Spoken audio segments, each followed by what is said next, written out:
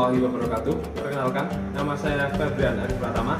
NPM saya 2003050084. Nah, Perkenalkan, nama saya Adelia Dwi Risnawati, NPM 2003050085 dari kelas 3B.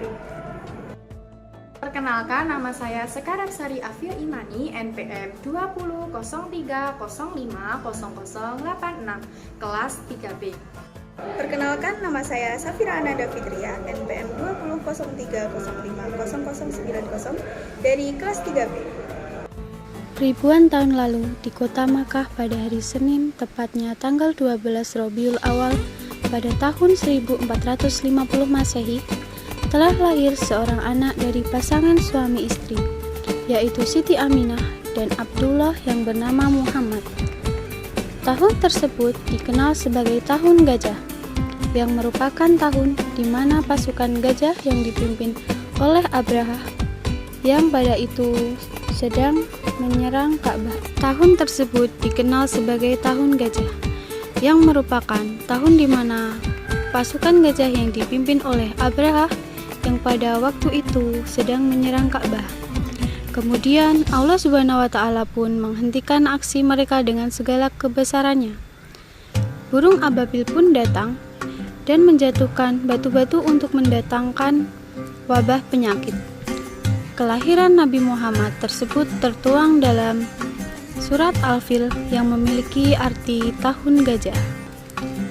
Sebelum menjadi Rasul, Nabi Muhammad SAW sudah mendapatkan karunia istimewa dari awal seperti wajahnya bersinar dan bersih. Hal tersebut menjadi tanda kebesaran Allah Subhanahu wa Ta'ala yang menandakan akan datangnya Nabi terakhir yang kedudukan tertinggi sampai akhir zaman. Nabi Muhammad SAW mendapatkan sebuah mimpi ketika malaikat Jibril yang menghampirinya. Rasul pun sedang menyendiri di dalam gua Hira. Turunlah wahyu pertama dari Allah Subhanahu wa Ta'ala, yakni Al-Alaq ayat 1-4.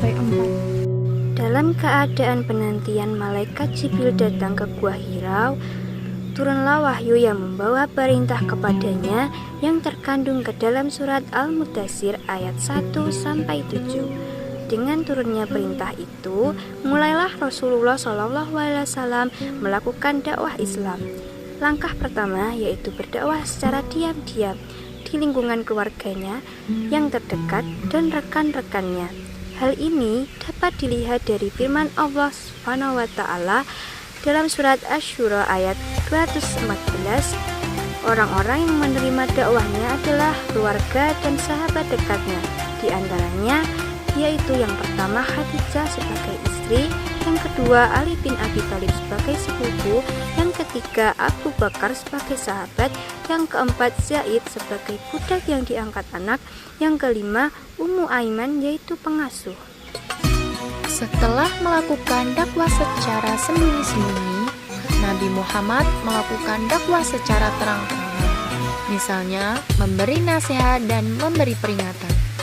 Satu hal yang penting bahwasanya kelompok pengikutnya yang pertama adalah kalangan migran, miskin, warga klan yang lemah, dan anak-anak dari kalangan klan kuat atau Ali bin Abi Thalib, di mana mereka merupakan kalangan yang paling kecewa terhadap pergeseran moral dan sosial di Makkah.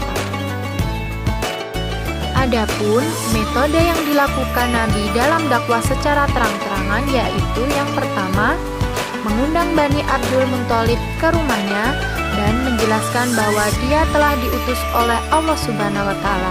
Namun Abu Lahab marah sambil berkata, "Celakalah engkau, apa untuk inikah kami engkau panggil?" Hal ini yang melatar belakangi dari surat Al-Lahab. Kedua, undangan terbuka kepada seluruh masyarakat Quraisy di Bukit Syafa. Dan disitulah Nabi Muhammad mengumumkan kenabiannya. Ketiga, Muhammad SAW memproklamasikan keesaan Tuhan dan mengajarkan kesatuan dan persamaan antar manusia. Keempat, Nabi mengadakan pertemuan khusus dengan orang-orang yang percaya kepada beliau untuk aktivitas tilawah, taklim, dan taksiyah di rumah Arkam bin Abil Arkam dan merupakan sekolah Islam yang pertama.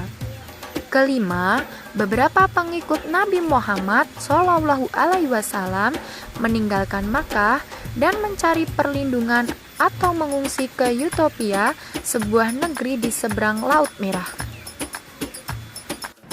Dakwah Nabi Muhammad pada periode Madinah dimulai di kota Yastrib. Agama yang dianut oleh masyarakat di kota Yastrib yaitu Yahudi, Nasrani, dan Pagan. Yastrib memiliki dua kebudayaan, yaitu kebudayaan Arab dan kebudayaan Yahudi. Mereka berkembang dan menyebar sehingga memiliki kebudayaan tersendiri. Yastrib berada di jalur penghubung perdagangan antara di kota Yaman di selatan dan Syria di utara. Yastrib termasuk daerah subur di sekitar Kawan Tandus. Dalam akan hijrah, Nabi Muhammad SAW meminta Ali bin Abi Thalib untuk memakai mantelnya dan berbaring di tempat tidurnya. Kemudian, Nabi dan Abu Bakar berhijrah ke Yastrib. Ketika Al-Gojok kafir Quraisy melihat seseorang yang berbaring di tempat tidur dan mengira itu adalah Nabi Muhammad SAW. Setelah tahu bahwa yang tidur adalah Ali bin Abi Thalib, mereka menyeretnya ke Masjidil Haram dan menyiksanya, lalu melepaskannya. Sementara Nabi Muhammad SAW dan Abu Bakar pergi ke arah selatan, arah yang berlawanan. Para sahabat berhijrah ke Yastrib, kemudian bermalam di Gua Sur sampai situasi aman.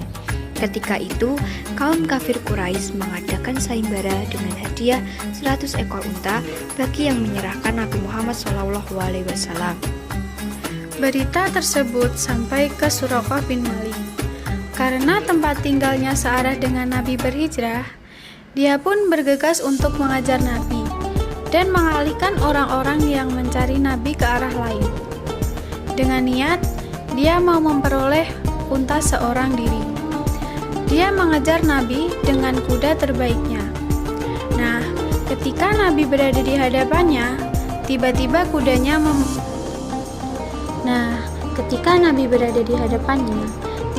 kudanya mempelantingkan Suraqah. Ketika hendak memanah, badannya kaku. Suraqah pun sadar bahwa yang ia kejar bukan orang biasa. Ia pun memanggil Nabi dan meminta maaf atas perbuatannya. Nabi memaafkannya. Nabi menjanjikan gelang Kisra Persia. Setelah itu, Suraqah pergi dan mengalihkan orang-orang yang mencari Nabi. Sampai akhirnya, Nabi sampai di Madinah. Dakwah Nabi Muhammad SAW pada periode Madinah dapat dilihat dari keberhasilan dakwah Nabi yang dapat menaklukkan sikap orang-orang Yastrib di perjanjian Aqabah 1 dan 2. Mereka mampu mengubah sikap dan perilaku mereka, bahkan bersedia melindungi Nabi. Nabi Muhammad SAW menempuh langkah-langkah dakwah sebagai berikut. Yang pertama, membangun masjid. Yang kedua, menciptakan persaudaraan baru. Nabi Muhammad SAW menciptakan persaudaraan baru antara kaum Muhajirin dan kaum Ansor. Yang ketiga, perjanjian dengan masyarakat Yahudi Madinah.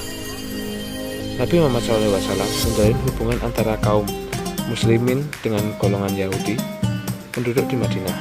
Hubungan ini terwujud dalam bentuk perjanjian atau undang-undang yang dikenal sebagai Piagam Madinah. Yang keempat, pembangunan peranata sosial dan pemerintahan.